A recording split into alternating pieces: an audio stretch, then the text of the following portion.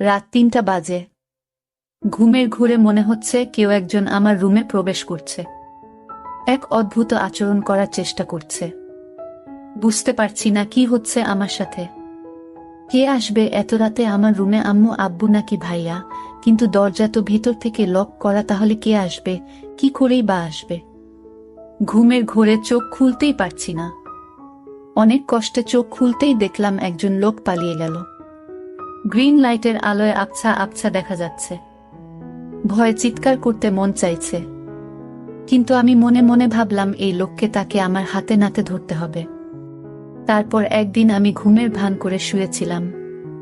এই রহস্য জানার জন্য আসলে আমার ঘরে কে আসে এত রাতে এবং আমার সাথে কি করতে চায় এটা আমার জানতে হবে। আর তাই এই রহস্য জানার জন্য আমি একদিন ঘুমের ভান করে শুয়ে রইলাম। তারপর আমার সাথে যা ঘটল এবং যাকে দেখতে পেলাম তা দেখে আমি জ্ঞান হারিয়ে ফেলি। তো বন্ধুরা, গল্পটি শুরু করার আগে আপনি যদি আমার এই ছোট্ট চ্যানেলটি নতুন দর্শক হয়ে থাকেন তাহলে চ্যানেলটি সাবস্ক্রাইব করে আমাদের সাথে থাকবেন। সকালে দরজা খোলার শব্দে ঘুম ভাঙল ঋতিকা এখনো উঠিসনি? কটা বাজে? কলেজ যাবি না? উঠে গিয়ে দরজা খুলে দিলাম। আম্মু আমার দিকে চেয়ে বলল, তোর কপালে কি হয়েছে? এরকম ফুলে আছে কেন? তখনই কপালে হাত দিতেই ব্যথা অনুভব করলাম। কালকে ঘটনাগুলো মনে পড়লেই গলা শুকিয়ে গেল। বুঝতে পারলাম না স্বপ্ন নাকি সত্যি ছিল, কিন্তু এতটা ভুল হবে? কে লোকটা ছিল? এরপর কি হলো কিছুই তো মনে নেই। না, কিছুই ভাবতে পারছি না। আম্মু আমার উত্তর না পেয়ে, কিরে কি হয়েছে? কই কিছু না তো, কিছুই হয়নি। তুমি যাও, আমি ফ্রেশ হয়ে নিচে যাচ্ছি। আমাকে কিছু না বলেই রুমে চলে আসলাম। এসে ভাবতে লাগলাম কে আমার রুমে আসলো, কি করেই বা রুমে ঢুকলো। আমি জানালা দরজা লাগিয়ে ঘুমাই। নিজেই নিজেকে প্রশ্ন করতে লাগলাম। মনের ভিতর হাজারো প্রশ্ন, কোনো কিছুই মাথায় ঢুকছে না। ভাবতে ভাবতে ফ্রেশ হয়ে এলাম। রুমাল দিয়ে মুখ মুছে আয়নার দিকে তাকাতেই দেখলাম মুখটা অনেকটাই ফুলে গেছে। হঠাৎ ড্রেসিং টেবিলের সামনে একটা কাগজ চোখে পড়ল। কাগজটা নিয়ে পড়তে লাগলাম। এটা ছিল তোমার শাস্তি, আমাকে কষ্ট দেওয়ার শাস্তি, আমার থেকে দূরে থাকার শাস্তি। এই 3টা মাস আমি ঘুমাতে পারিনি। তুমি আমাকে ঘুমাতে দাওনি। আমাকে কষ্ট দিয়ে তুমি শান্তিতে ঘুমোচ্ছে। চিঠিটা পড়ে মুখ শুকিয়ে গেছে। সবকিছু যেন গুলিয়ে যাচ্ছে। কি হচ্ছে আমার সাথে কিছুই বুঝতে পারছি না। কে এই লোক? কি চায় আমার কাছে? সবকিছু মাথার উপর দিয়ে যাচ্ছে। রাগে মাথা ফেটে যাচ্ছে। উনার ঘুমে কি মই দিয়ে আসছি নাকি? কত বড় সাহস! ওকে তো আমি সামনে পেলে মেরে ফেলব। কিন্তু বুঝতে পারছি না লোকটা কে। আমার তো তেমন কারো সাথে দেখা হয়নি। ভাবতে ভাবতে আম্মু আবার ডাকছে নাস্তা করার জন্য। নিচে ডাইনে গিয়ে দেখলাম আব্বু বা নাস্তা করছে আর আম্মু খাবার সার্ভ করছে। আমার পরিচয়টা দিয়ে দেই। আমার নাম ঋতিকা। আমি কলেজে পড়ি। আমি খুবই শান্ত একটা মেয়ে বললে ভুল হবে। একটু একটু দুষ্টুমি করি। আমাদের সিঙ্গেল পরিবার, বাবা মা ভাইয়া আর আমি। আমাদের ব্যবসা আছে, ওটা আব্বু দেখাশোনা করে। আর ভাইয়া সিলেট জেলায় আনসারের চাকরি করে। যাই হোক, গিয়ে বসলাম নাস্তা করতে। বুঝতে পারছি না ঘটনাটা সবাইকে বলবো কিনা। বললে হয়তো টেনশন করবে, থাক বলি না, হয়তো কেউ মজা করছে। কিন্তু কালকের ঘটনা তো মজা হতে পারে না। এসব ভাবছি, বাবার ডাকে ঘোর কাটে। কি হয়েছে? না খেয়ে খাবার নাচ্ছিস কেন? আর কি এত ভাবছিস? না কিছু হয়নি বলে খাবার খেতে শুরু করলাম। পাশ থেকে আব্বু বললেন, জ্বর আসছে নাকি মামুনি? এরকম দেখাচ্ছে কেন? কপালে হাত দিয়ে দেখে বলে, না জ্বর তো নেই। সবাই সন্দেহের চোখে তাকিয়ে থাকে। ওদের তাকানো দেখে ঘাবড়ে গেলাম। আরে আজব, জ্বর আসবে কেন? ঘুম থেকে উঠছি তো, তাই এমন দেখাচ্ছে। কথাগুলো বলে দ্রুত খেয়ে চলে আসলাম। রেডি হয়ে কলেজে চলে আসলাম। বাবা ড্রপ করে দিল। কলেজে গিয়ে আমার আয়সা আরিফা এর সাথে দেখা হলো। কালকের ঘটে যাওয়া ঘটনা সবকিছু খুলে বললাম। আমার কথা শুনে হেসে বলে, হয়তো স্বপ্নে দেখেছি। কিন্তু সেই চিঠিটা আর কপাল দেখে বিশ্বাস না করার কোনো উপায় নেই। ওরা অবাক হয়ে ভাবছি কে এই লোকটা, আশা খুব মনোযোগ সহকারে কয়েকবার চিঠিটা পড়ল। তারপর একটা গোয়েন্দা ভাব নিয়ে বলল, আচ্ছা রিতিকা, এখানে 2 মাসের কথা বলছে, মানে 2 মাস আগে তোর সাথে দেখা হয়েছে বা কিছু তো হয়েছে? তুই মনে করে দেখতে 2 মাস আগের কথা বিশেষ কারো সাথে দেখা হয়েছে কিনা। আশার কথাগুলো শেষ না হতেই ঘন্টা বাজল। ক্লাসের সময় হয়ে গেছে। তারপর আর কথা না বাড়িয়ে ক্লাসে চলে এলাম। ক্লাস শেষ করে আসতে বলল, আরে বইন, এত চাপ নিস না তো, চল ফুচকা খেয়ে আসি। ফুচকা খাচ্ছিলাম, তখন কয়েকজনের কথা শুনে তো অবাক। কারণ কাল যে ছেলেটা আমাদের রিগিং করছিল, সে নাকি হসপিটালে কে যেন মেরে হাত পা ভেঙে দিয়েছে। আসলে ছেলেটা আমাদের সিনিয়র ছিল শুনে মনে মনে খুব খুশি হলাম। তারপর ফুচকা খেয়ে রিফা আয়সা ওদের বাসায় চলে গেল আর বলল এত চিন্তা না করতে। আমিও বাসায় রওনা দিলাম। ইদানিং আমার মনে হলো কেউ যেন আমাকে ফলো করছে, কিন্তু তাকালে কাউকে দেখি না। সেদিনের পর থেকে ভয়ে দরজা আটকে ঘুমায়। এভাবে 2 দিন কেটে যায়। কলেজের ক্যাম্পাসে আসা আরিফা এর সাথে বসে গল্প করছিলাম। তখন আমাদের সিনিয়র জিহাদ ভাইয়া এসে আমার পাশে বসে বললেন, এই গার্লস কেমন আছো? আমরা হেসে প্রতি উত্তরে বললাম, ভালো ভাইয়া। তারপর টুকটাক অনেক কথাই হলো। আমরা অনেক সময় বসে গল্প করলাম। ভাইয়া অনেক মজা এবং খুবই ভালো একজন মানুষ, দেখতে খুবই সুন্দর। কলেজের অনেক মেয়ে লাইন দিয়ে পড়ে আছে ভাইয়ের পিছে, কিন্তু ভাইয়া কাউকে পাত্তা দেন না। উনি ভাইয়ার ফ্রেন্ডের ভাই। ভাই বলছিল দেখে শুনে রাখতে, কিন্তু আমি তেমন কথা বলি না। ধনী ভাইয়ের কথা ওনাকে বলিনি, বললে একটা ঝামেলা হবে। আমি ঝামেলা পছন্দ করি না। তারপর ওনার সাথে কথা বলতে বলতে আমি উঠে বললাম, তোমরা কথা বলো, আমি একটু আসছি। বলে চলে আসলাম। রুটি খেয়ে চলে আসতে যাব, তখন কেউ একজন এসে আমায় বলল। লোকটা খুব রেগে বলল, তোমার সাহস কি করে হয় তুমি ওই ছেলের সাথে হেসে হেসে কথা বলো? আমি কিছুই বুঝতে পারলাম না। বললাম, আমি যার সাথে ইচ্ছা তার সাথে কথা বলবো। আপনার কি সমস্যা? আপনি কে বলেন? সাহস তো কন্যা শুন। লোকটার মুখে মাস্ক পরা খুবই চেনা চেনা লাগছে, কিন্তু লোকটাকে চেনার কোনো উপায় নেই। লোকটি বলতে লাগলো, কেন ভয় পাচ্ছে কেন? অনেক কষ্টে তোমায় খুঁজে পেয়েছি, আর হারাতে দেব না। না, কথা শুনে ভয় করছে, আবার রাগও লাগছে। আপনি এখানেও চলে আসছেন আমাকে মারতে। তার মানে সেদিন রাতে আপনি আমার রুমে এসেছিলেন আমাকে মারতে।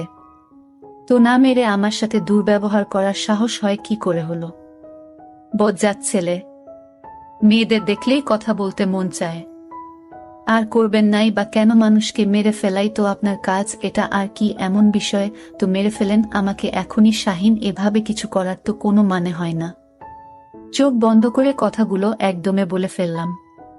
চোখ খুলতেই উনার চোখের দিকে তাকিয়ে আতঙ্কে উঠলাম। রাতে আমার রুমে এই লোক যায়, কিন্তু তাকে ঠিক চিনা যাচ্ছে না। কিন্তু এই লোকটিকে চেনার জন্য আমি প্রতিদিন রাতে ঘুমে ভান করে শুয়ে থাকি, কিন্তু ইদানিং আসে না। আপনাদের 2 মাস আগে কিছু কথা শেয়ার করেনি, তা না হলে আপনার কিছুই বুঝবেন না। 2 মাস আগে কলেজ স্ট্রিটে 2 দিনের জন্য সিলেট গিয়েছিলাম। ওখানে গিয়ে প্রথম দিন ভালোই কাটে, কিন্তু বিপত্তি ঘটল দ্বিতীয় দিন। সবাই পাহাড় ঘুরে ঘুরে দেখছে, আমি সারিফা আমার গল্প করছি আর ঘুরছি। তখন আয়শা আর রিফাত ছবি তুলতে ব্যস্ত। পাহাড়ে ঘুরতে ঘুরতে এক পর্যায়ে ওদের থেকে অনেক দূরে চলে আসে। একটা জায়গায় আসতে যা দেখলাম তাতে আমি অবাক হয়ে হা করে তাকিয়ে থাকলাম। একটা ছেলে হাতে বন্দুক তাক করে আছে, সামনে একটা হাত বাঁধা লোকের দিকে। ছেলেটার সাথে আরো অনেক ছেলে, সব দেখে ঘাবড়ে যায়। ছেলেটা একটা লোককে মারল। চোখের সামনে এমন ভয়ঙ্কর দৃশ্য দেখে জোরে চিৎকার দিয়ে উঠি। তাতে লোকগুলো আমায় দেখতে পেয়ে যায়। কিছু না ভেবেই ভয়ে দৌড় শুরু করি। ওই ছেলেটি বাকি ছেলেগুলোকে বলা কথা কানে বাজল, লাশ পুঁতে ফেল মেয়েটাকে আমি দেখছি। বন্দুকটা কোমরে গুজে আমার পিছনে ছুটতে লাগলো আর বলল, এই মেয়ে দাঁড়াও বলছি, দাঁড়াও। কিন্তু এই লোকটাই আমার ঘরে রাতে ঢুকতো আপনাদের বলে রাখি। কিন্তু এই লোকটাকে এটা আমি এখনো জানতে পারিনি। কিছুটা আন্দাজ করতে পারলাম তার ছায়া দেখে। আমার মনে হলো এই লোকটাই আমার রুমে আসতো, কারণ তার ছায়া আমার দৃষ্টিতে বেঁধে গেছে। আমি আয়েশাকে বললাম, এই যে লোকটি দেখতে পাচ্ছিস এই লোকটার মতোই আমি যাকে আমার রুমে দেখতে পেয়েছিলাম, তুই এটা বুঝলে কি করে? ওর ছায়াটা আমি দেখতে পাই হালকা আলোতে। এই লোকটাই হবে বলে রাখা ভালো। আমার বড় ভাই ব্যাটালিয়নের চাকরি করে সিলেট জেলায়। আমার আর যে লোকটা অন্য একটা লোককে মেরেছিল সে আর কেউ না, সে হচ্ছে আমার বড় ভাই। কিন্তু সে আমাকে দেখতে পায় না ভালো করে, আমাকে চিনতেও পারল না। আমি ঠিকই তখন চিনে ফেলি। আমি মনে মনে ভাবলাম আমার বড় ভাইয়া কেমন পাষাণ হয়ে গেছে যে কিনা মানুষ হত্যা করে। আমি একথা ভাবতেই আমার খুব খারাপ লাগলো এবং ভাইয়ের প্রতি ঘৃণার জন্ম নিল। এসব চাকরি যারা করে তারা নাকি পাষাণ হয়ে যায়। আমার ভাবতে অবাক লাগছে। যাই হোক, আমরা একদিন দূরে ঘোরাফেরা করে বাড়িতে চলে আসলাম। আমি কিছুতেই ভাইয়ের মানুষ মারার দৃশ্যটা ভুলতে পারছি না। এসব ভাবতে ভাবতে ঘুমিয়ে পড়লাম। হঠাৎ আমার রুমে পায়ের আওয়াজ শুনতে পেলাম। আমার কপালে কি যেন হাত রাখল। 2 দিন দূরে থাকায় তেমন একটা ঘুম হয়নি আমার, আর তাই বেহুশের মতো ঘুমাচ্ছিলাম, তাই কিছু বলতে পারিনি।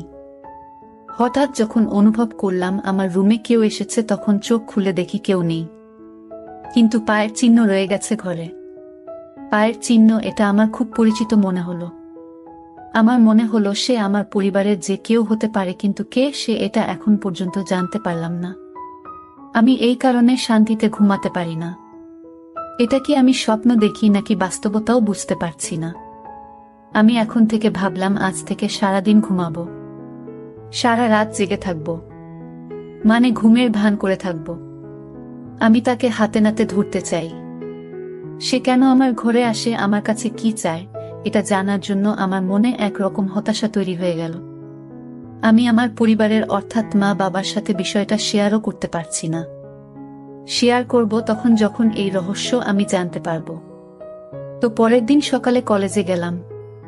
তারপর আয়েশার সাথে আজ রাতের ঘটনা শেয়ার করলাম। আয়েশা আজ রাগান্বিত হয়ে বলল, তুই কি বললি সে সব স্বপ্ন বাঁধে?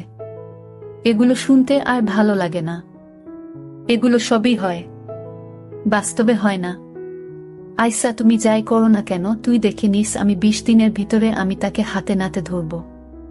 তারপর কলেজ থেকে বাসায় ফিরে শুনতে পেলাম আমার ভাইয়া বাড়িতে আসছে, কারণ 4 দিনের ছুটি নিয়ে আসছে।